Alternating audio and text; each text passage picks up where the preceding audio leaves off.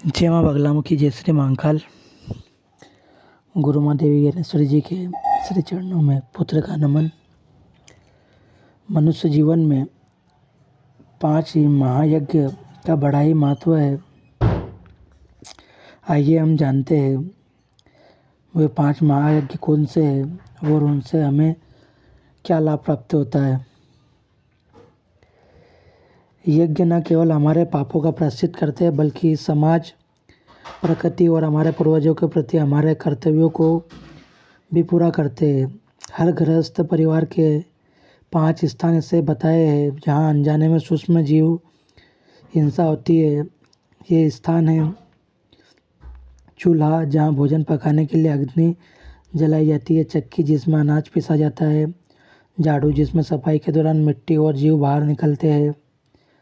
उखल या मुसल, जिसमें किसी भी चीज़ की काट कर बारीक किया जाता है।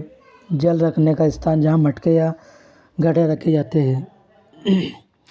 इन स्थानों पर अनचाहे जीवों की हिंसा से बचने और उनके पापों से मुक्ति के लिए शास्त्रों ने 5 महायज्ञ बताए हैं।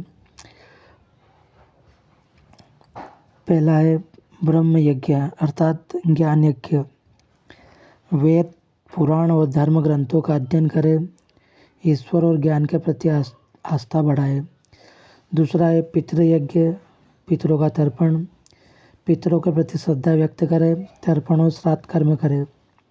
तीसरा है देव यज्ञ अर्थात देव पूजन, देवता की पूजा और हवन करें, यह हमारा घर को शुद्ध और पवित्र बनाता है।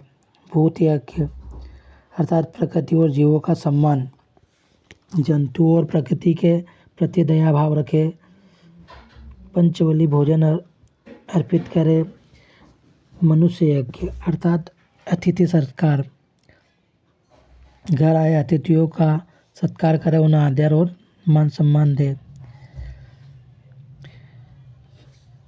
ऐसा नहीं है कि कोई सा भी कार्य ऐसे ही पूर्ण हो जाता है। याद रखें, किसी भी कार्य में समस्याएं आती है, अतः इन यज्ञों में आने वाली भी समस्याएं बहुत सी आई है, उन पर प्रकाश डालते हैं। पहली है समय की कमी। आज की व्यस्त जीवन शैली में लोग यज्ञ के लिए समय नहीं निकाल पाते हैं। धैर्य की कमी, लोग जल्दी से परिणाम चाहते हो, धैर्य के बिना यज्ञ छोड़ देते हैं। आर्थिक समस्या, कुछ लोग हवन सामग्री या तर्पण में आने वाले खर्चे को वहन करने में असमर्थ होते हैं। आधुनिक सोच, कई लोग इसे अंधविश्वास मानकर इन यज्ञों को महत्व नहीं देते हैं। ज्ञान का अभाव, कई बार यज्ञ करने की विधि और महत्व की जानकारी न होने के कारण लोग इसे सही तरीके से नहीं कर पाते हैं। यज्ञ करने के लाभ और पुण्य, यज्ञ करने के बहुत से प्रत्यक्ष और अप्रत्यक्ष लाभ प्राप्त होते हैं। सबसे पहले तो पापों का प्रायश्चित होता है। इन यज्ञों से अनजाने में हुई हिंसा के पापों का नाश होता है। सुख और शांति की समृद्धि होती है। यज्ञ घर में शांति, सकारात्मक ऊर्जा और समृद्धि लाते हैं। पितरों का आशीर्वाद, पितृ यज्ञ करने से पितरों का आशीर्वाद मिलता है और परिवार में सुख शांति बनी रहती है। देव कृपा, देव यज्ञ से देवी देवताओं की कृपा प्राप्त होती है तो जीवन मंगलमय बनाती है। धार्मिक और आध्यात्मिक उन्नति, ब्रह्म यज्ञ से आत्मज्ञान और धर्म के प्रति जागरूकता बढ़ती है। प्रकृति संरक्षण, भूत यज्ञ से प्रकृति और जीवों के प्रति दया और सहानुभूति का भाव विकसित होता है। अतिथि देवो भव, मनुष्य यज्ञ से अतिथियों का सम्मान करके पुण्य अर्जित होता है। मनुष्य इन 5 यज्ञों का प्रतिदिन पालन करना चाहिए।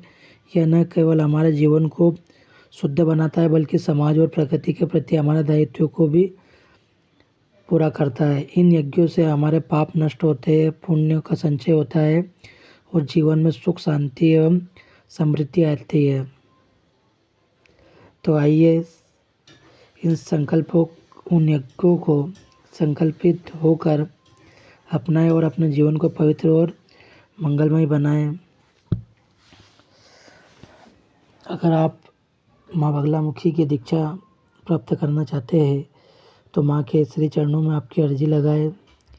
जय माँ बगलामुखी, जय श्री महाकाल।